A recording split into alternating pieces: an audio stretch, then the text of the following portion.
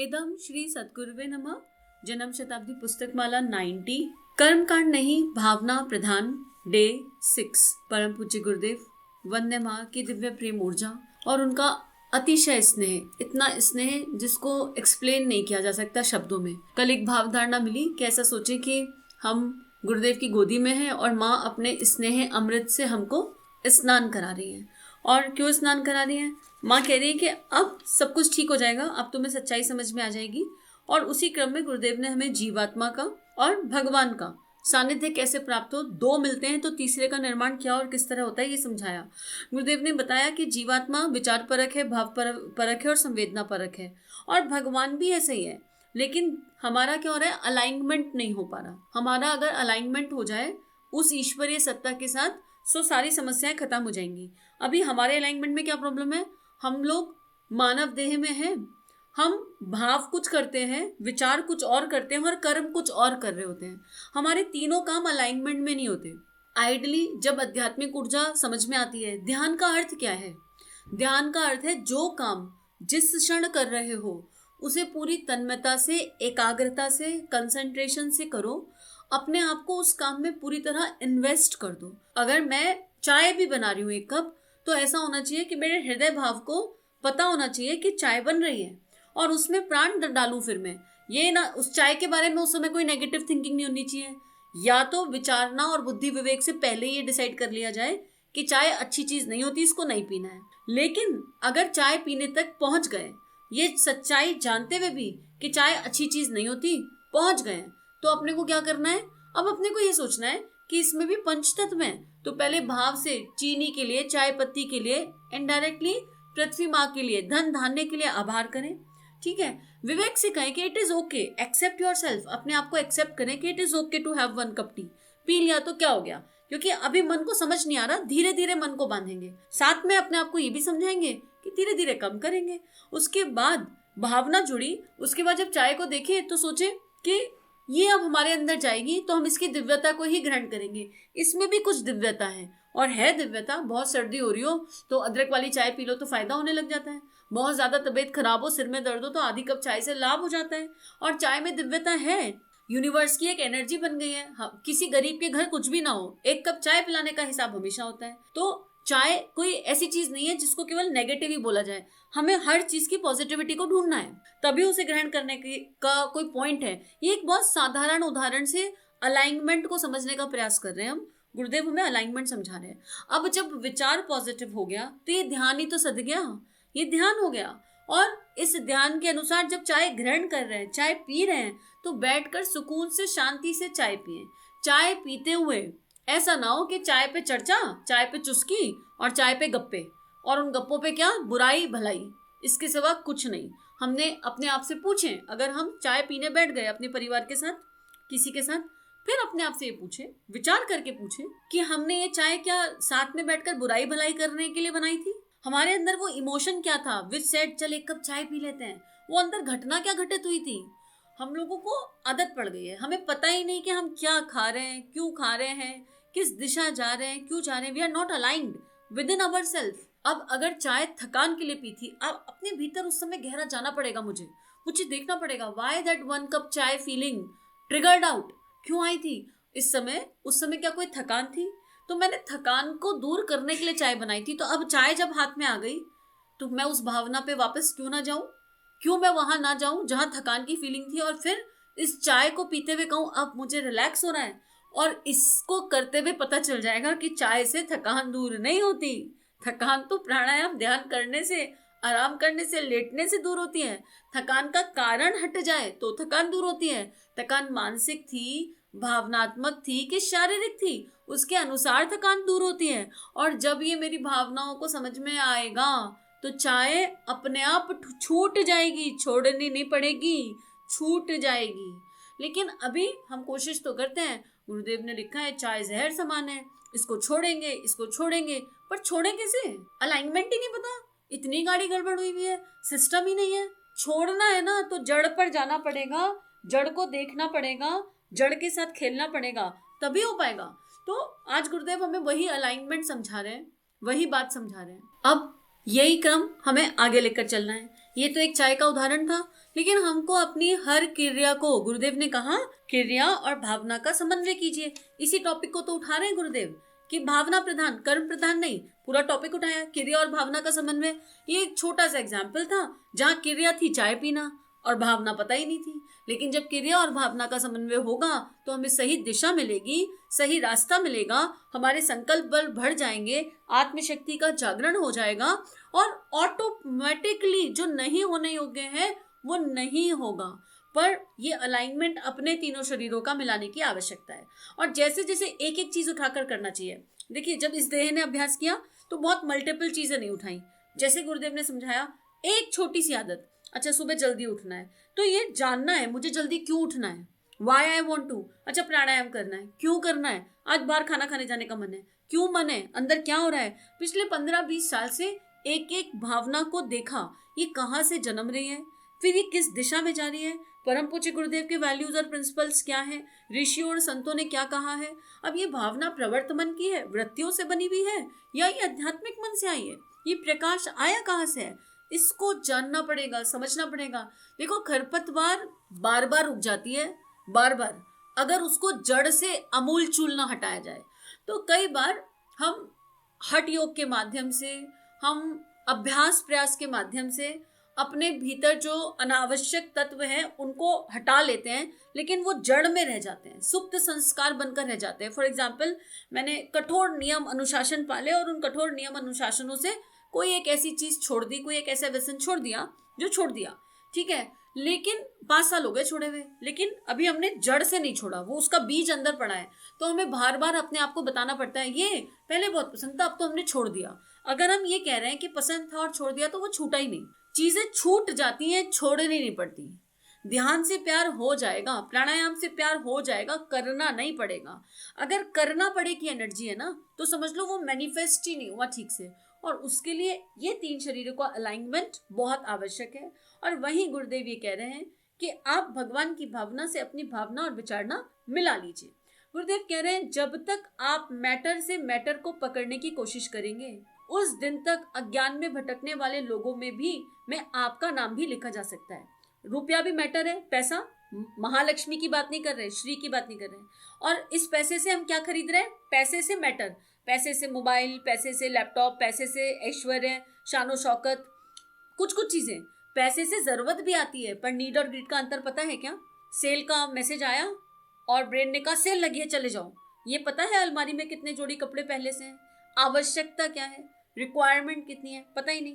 तो हम मैटर से मैटर ले रहे हैं, राइट। अब मैटर से मैटर लेंगे तो क्या होगा, फिर शांति नहीं आने पानी। अज्ञान से भटकने वाले लोग वह हैं जो आंखों के द्वारा मिट्टी से बने हुए शरीरों को देखने के बाद में ख्वाब देखते रहते हैं कि भगवान जी से साक्षात्कार होगा। ये आंखें क्यों मिली थी? इन आंखों से मिट्टी के बने शरीरों को देखने का मतलब क्या है? आईना देखते हैं, कभी आत्मा का दर्शन हुआ आईना देखकर? आईना देखते हैं, आंखों में काजल लगा लें, दाढ़ी शेव बनी हुई है कि नहीं बनी हुई, कैसे बनी हुई है, ब्लैक हेड तो नहीं हो गए, व्हाइट हेड तो नहीं हो गए, बीट मेल बीट फीमेल। आईना देख रहे हैं पर आत्मा का आईना तो देख ही नहीं पा रहे। स्थूल नेत्रों से स्थूल जगत को देख रहे हैं, मैटर से मैटर देख रहे हैं, लेकिन उस सूक्ष्मता का क्या जिसको देखने के लिए नेत्र प्राप्त हुए थे?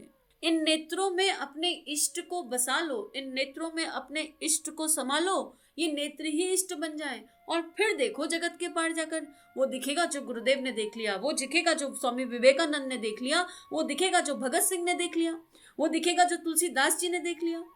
वो सहज अनुभव, अनुभूति का विषय बनकर दिखेगा।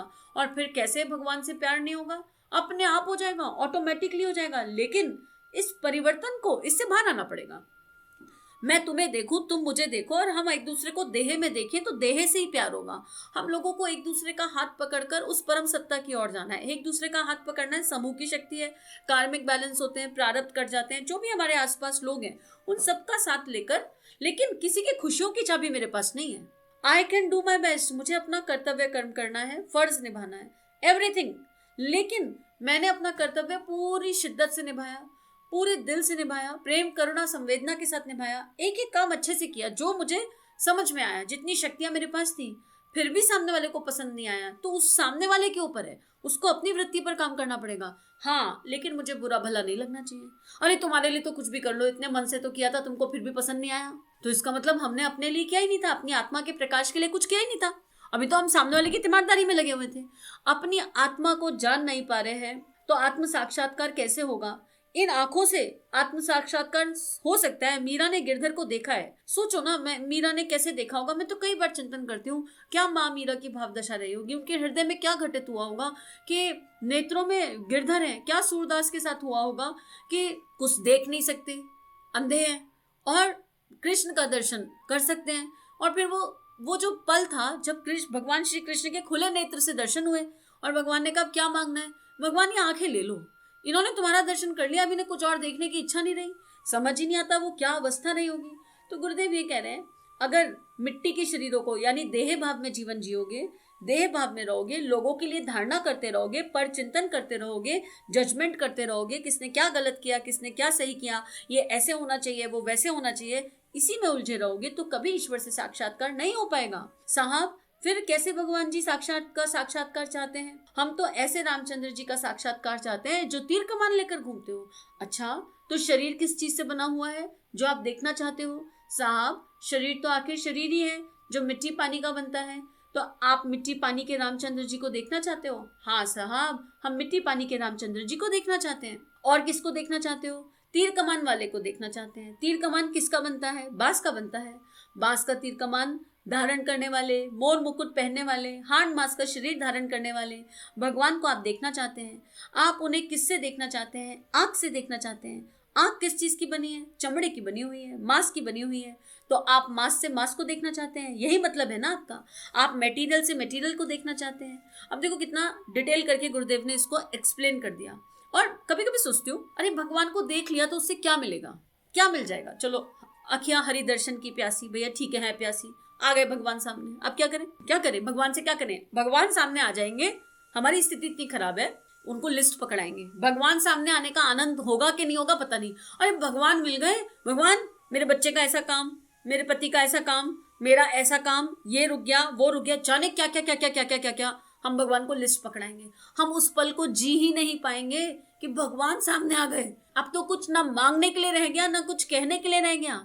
भगवान सामने आ गए तो क्या मांगेंगे? हम मांगेंगे, और जब तक मांगना है ना, जब तक ये मांगने की ऊर्जा है ना, तब तक भगवान सामने आ भी जाए तो दिखते नहीं है, क्योंकि वो तो हर पल सामने है। वो आंखों से ओझल हुआ कब? वो सांसों में बह रहा है। हम जिंदा हैं, इसका मतलब भगवान है, हमारे भीतर ही है। सांसें आ रही है, जा रही है, इसका मतलब ईश्वर है। कहाँ गया वो दूर? वो आंखों से कभी ओझल नहीं रहता, वो नजर में रहता है पर नजर नहीं आता। क्यों? क्योंकि हमारी नजर उसे देखना ही नहीं चाहती। हमारी नजर उसके ऐश्वर्य को देखना चाहती है, उसके वैभव को देखना चाहती है, उससे वो मणियां रतन पाना चाहती है, सिद्धियां पाना चाहती है। भगवान को कौन चाहता है? भगवान से बहुत कुछ चाहते हैं। जिस दिन सही मायने में भगवान को चाह लिया, उस दिन भगवान पीछे पीछे घूमेंगे, और पीछे पीछे ही घूमेंगे, इसमें कोई डाउट नहीं है, संशय नहीं है। पर हम चाहते हैं कि हमको और अगर 8 हाथ वाली दुर्गा सामने आ जाएगी तो हम लोग डर जाएंगे, हमसे बर्दाश्त नहीं होगा। हाँ, भूतनी आ गई, चुड़ैल आ गई, जाने क्या क्या कहेंगे। अभी जब कल्पनाओं में ध्यान करते हैं तो हमें नवरात्रि में 8 हाथ की दुर्गा बड़ी अच्छी लगती है, पर वो रियलिटी में आ गई तो हम कहेंगे चुड़ैल आ गई, डायन आ गई, पता नहीं कौन आ गई, 8 हाथ है, भूतनी है, माँ तो हो ही नहीं सकती। तो हम कंफ्यूज हैं। हमें अलाइनमेंट करना होगा अपनी भावनाओं का, विचारणाओं का, कर्म का। What are we looking for? आत्म साक्षात्कार चाहिए, चलो ठीक है, हाल तो चाह नहीं होनी चाहिए, पर चलो है। कौन से स्वरूप में चाहिए, किस तरह चाहिए, क्यों चाहिए? आ गए राम जी सामने, अपना और नेक्स्ट व्हाट? हमें पता ही नहीं है। तो जब हमें पता ही नहीं है तो भगवान कहेंगे बेटा अनभिज्ञ हो तुम, मैं तो तुम्हारे सामने हूँ। लेकिन आप जब मटेरियल से मटेरियल को देखना चाहेंगे, प्रकृति से प्रकृति को देखना चाहेंगे, तो आप अध्यात्मवादी नहीं है, आप भौतिकवादी हैं। और भौतिकवाद जो है कोई बुरी चीज नहीं है, सब कुछ मैनिफेस्ट कर देता है। आनंद मैनिफेस्ट करता है या नहीं, ये सोचने का विषय है।